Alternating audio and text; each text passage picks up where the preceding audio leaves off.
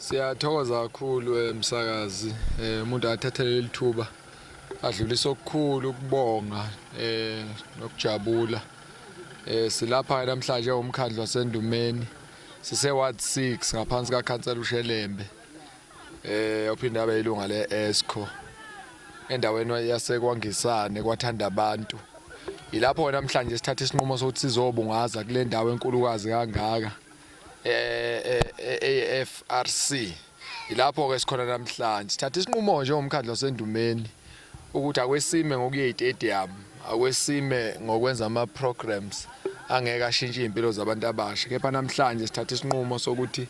senze i-meaningful program lapho khona si-expose ama-graduates to a number of opportunities njengoba kukhona ama-various departments, ama-stakeholders, ama-exhibitors njengoba sihlangene namhlanje futhi umuntu udlulisa okukhulu ukuthokoza ukubona abantu abasha bephume ngeningi elingaka ikakhulukazi ama-graduates alawa ngaka uthola umsebenzi sithi nje kodwa-ke namhlanje nangama-opportunities aprovidiwe kubona sibone ngathi impilo zabo zizoshintsha kakhulu bekuyisiqalo-ke sama-programs azokwenzeka endumeni kule nyanga yabantu abasha maningi ama-programs asazokwenzeka njengoba siwamemezela nangaphakathi singasho nje emsakazi ukuthi intsha yakithi ayingadikibali yebo khona uma uzolalela ama-stats ayathusa kepha-ke siyafisa ukuthi njengoba sisenza lolu hlelo besizama khona ukulekelela intsha le ehlele emakhaya futhi-ke asigcinile sizocela ukuthi intsha ihlangane nathi ey'ndaweni ezahlukahlukene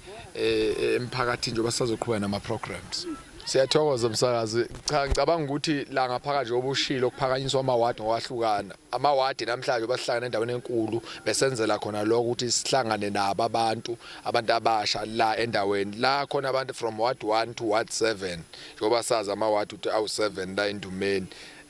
sisazoqhubeka ke mhlambe le program yama grant in aid for ama SMMEs ade ngiyimemezela